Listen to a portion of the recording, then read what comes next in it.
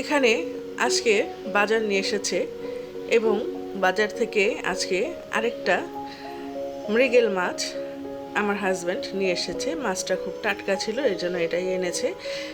কয়েকদিন আগেও আরেকটা মৃগেল মাছ আমি রান্না করেছিলাম, আপনারা সবাই দেখেছেন যারা আমার ভিডিও দেখেন। তা আমি এখন সবজিগুলো কেটে নিচ্ছি। আমি পটল ভাজা করব, সেই জন্য পটল কেটে নিচ্ছি। আমার ছোট মেয়ে সারা ও পটল খেতে খুব পছন্দ করে। আসসালামু আলাইকুম, কেমন আছেন সবাই? আশা করছি ভালো আছেন, সুস্থ আছেন। আমিও আল্লাহর রহমতে ভালো আছি, সুস্থ আছি।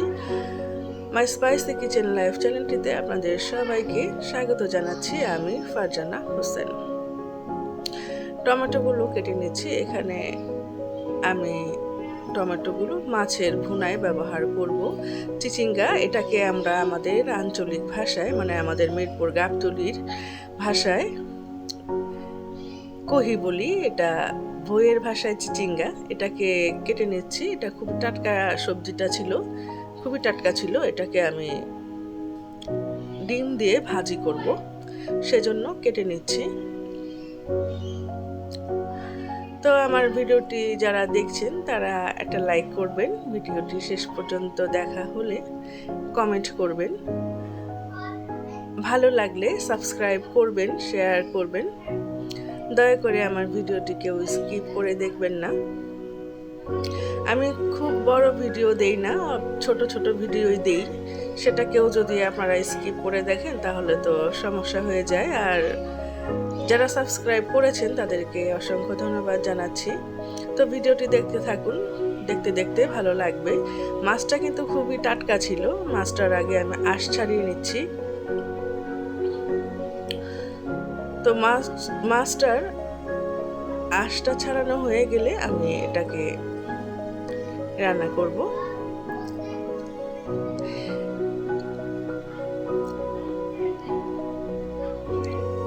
আমার হাজব্যান্ড এখানে আমাকে সাহায্য করার চেষ্টা করছে। ও ভাবছে ও এভাবে হাত দিয়ে উপরে হাত দিয়ে রাখলে আঁশগুলো ছড়িয়ে ছিটিয়ে যাবে না, কিন্তু এটা যে হবে না এটাও বোঝে নাই। মাছের আঁশ ছাড়ানো হয়ে গিয়েছে, এখন আমি মাছটা কেটে নিচ্ছি। দেখুন মাছটা কীরকম টাটকা, রক্ত বের হচ্ছে। আমার আবার এই মাছগুলো টাটকা হলে খেতে ভালো লাগে। আমার হাজব্যান্ড সবসময় টাটকা মাছই আনে।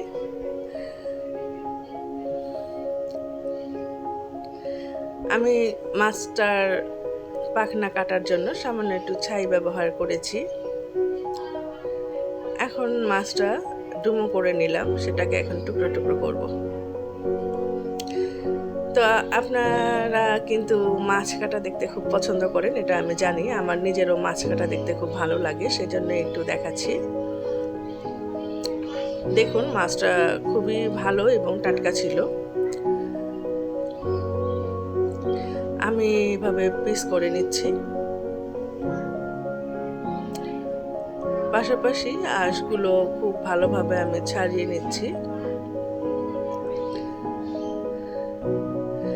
বাজার থেকে মাছ কেটে আনা যায়, কিন্তু ওরা ওদের মতো পিস করে দেয়, সেটা আমার জন্য অসুবিধার কারণ হয়ে দাঁড়ায়। আমি আবার আমার পছন্দ মতো পিস করে রান্না করতে পছন্দ করি, সেটা আমার সুবিধা হয়। সেই জন্যই বাজার থেকে মাছ না কেটে আনা আর কি।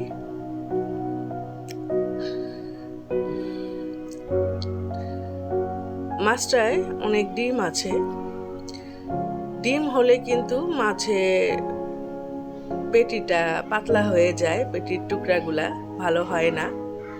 তবে এখন তো সব মাছেই ডিম, ডিম ছাড়া মাছ পাওয়াটা এই বর্ষাকালে খুবই কষ্টের ব্যাপার। মাছটা কিন্তু খুব টাটকা ছিল, ডিমটাও খুব ভালো ছিল, অনেকগুলো ডিম বের হয়েছে। তো এখানে আমি মাছের পেটির অংশ আর দাগার অংশটা আলাদা করে নিয়েছি। এখন পেটির অংশগুলো আমি কেটে নিচ্ছি।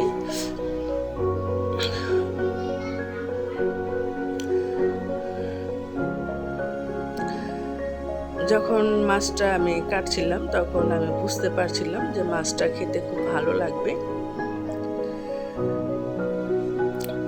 আমরা যারা সবসময় মাছ কাটি, মাছ রান্না করি, আমরা কিন্তু বুঝি যে কোন মাছটা খেতে ভালো লাগবে আর কোন মাছটা খেতে ভালো লাগবে না। তবে এই মাছটা খুবই টাটকা ছিল, ভালো ছিল, খুবই স্বাদের ছিল।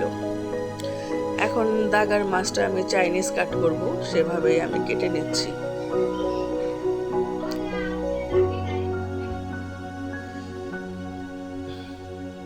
কাটাটা এত শক্ত যে মাছটা কাটতে একটু সমস্যা হচ্ছে, একটু দেরি হচ্ছে। ফাইনালি আমি এটা কেটেই ফেললাম।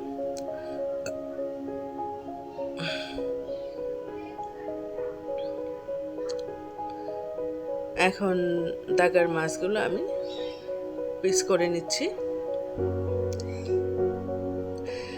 আপনারা যারা আমার ভিডিও দেখেন কিন্তু কমেন্ট করেন না, দয়া করে তারা কমেন্ট করবেন, আর আমার রান্না কেমন লাগে আর কি কি রান্না আপনারা দেখতে চান সেটার মতামত আপনারা জানাবেন। যদিও আমার চ্যানেলটা এখনও অনেক ছোট, তারপরেও কিছু ভিউয়ার্স তো আছেন যে আমার ভিডিওগুলো দেখেন, তাদেরকে আমি ধন্যবাদ জানাচ্ছি এবং কমেন্ট করার অনুরোধ করছি।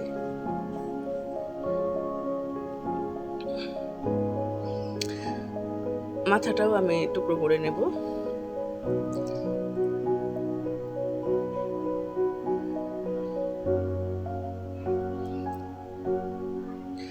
এতগুলো মাছ হয়েছে, মাছগুলো এখন আমি ধুয়ে নেব।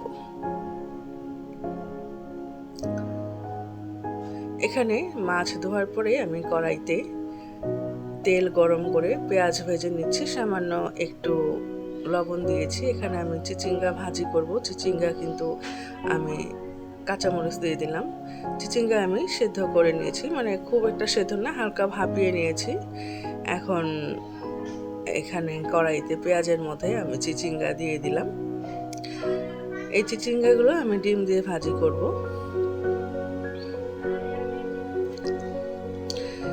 এটার কালার চেঞ্জ হবে না, আমি খুব হালকা করে এটা ভাজি করব, তেমন একটা নাড়াচাড়া করব না, মানে বেশিক্ষণ আমি এটা চুলার মধ্যে রাখবো না, এটার যেন রঙটা নষ্ট না হয়, রঙটা ঠিক থাকে, সেইভাবেই আমি এই রান্নাটা করব। আমার আবার চিচিঙ্গার কালার চেঞ্জ হয়ে গেলে সেটা খেতে ভালো লাগে না, সেটা আমার কাছে স্বাদ লাগে না। তো ডিম দিয়ে চিচিঙ্গা ভাজি কিন্তু আমার খুবই পছন্দ, সেজন্য প্রায় করা হয় গরমের দিনে।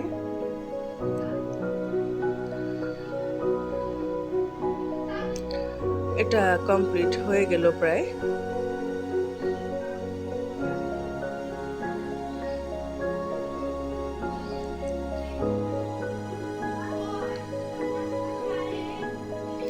নেড়ে চেড়ে এখন এটাকে নামিয়ে নেব।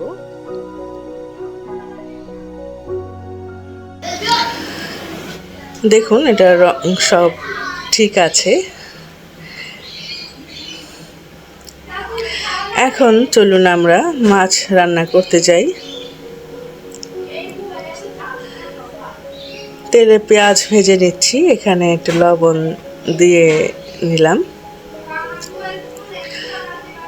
পেঁয়াজটা একটু ভালোভাবে ভাজা হয়ে যাওয়ার পর এখানে আমি একে একে সব উপকরণ দিয়ে দেওয়ার আগে সামান্য একটু গরম পানি দিলাম হলুদ মরিচের গুঁড়া, জিরার গুঁড়া, ধনিয়ার গুঁড়া, আবার একটু গরম পানি দিলাম একটু ভালোভাবে কষানোর জন্য। আমি কিন্তু সবসময় রান্নায় গরম পানি ব্যবহার করার চেষ্টা করি। আর দিয়ে দিলাম মটরশুঁটি, এটা আমার ফ্রোজেন করা ছিল, এখন তার মটরশুঁটি পাওয়া যায় না, সেই ফ্রোজেন করা মটরশুঁটি আমি এখন এখানে মাছের ভুনায় দিব।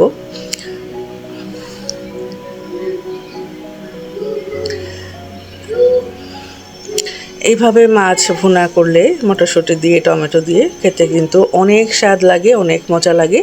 আপনারা একবার এটা ট্রাই করতে পারেন, যারা এখনও খাননি এইভাবে তারা একবার এটা রান্না করে খেয়ে দেখতে পারেন, আর যারা খেয়েছেন তারা অবশ্যই এটার স্বাদ জানেন।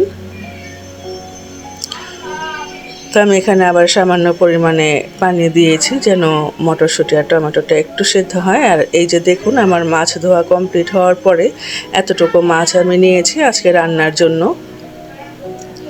মাছগুলো আমি খুব সুন্দর করে পরিষ্কার করে নিয়েছি। কথায় আছে যত মাছ ধোয়া হয় মাছের স্বাদ কিন্তু তত বেড়ে যায়। মাছ যত বেশি ধোবেন তত মাছ খেতে মজা লাগবে। আর মাংস কিন্তু খুব বেশি ধুতে হয় না, মাংস বেশি ধুতে গেলে মাংসের স্বাদ নষ্ট হয়ে যায়। অনেকে আছেন যে খুব অল্প পরিমাণে মাছ ধুয়ে, খুব হালকা করে মাছ ধুয়ে খান, তারা কিভাবে খান আমি জানি না, কিন্তু আমার মাছটা ধোয়া একদম খুবই সুন্দর হতে হবে, পারফেক্ট হতে হবে, তবেই আমি মাছ খেতে পারবো, না হলে আমি মাছ খাই না। আমি অন্যের হাতের ধোয়া মাছ খাই না। এই যে দেখুন মাছটা এখন কষাচ্ছি, কালার খুব সুন্দর এসেছে। এখানে আমি কাঁচামরিচ কেটে দিয়ে দিচ্ছি। শীতের দিনে এই ধরনের তরকারি মানে ভুনা মাছের আমি কিন্তু প্রায় রান্না করি। আপনারা যারা আমার ভিডিওগুলো কন্টিনিউ দেখেন তারা দেখলে বুঝতে পারবেন যে আমার রান্নার ধরন কীরকম।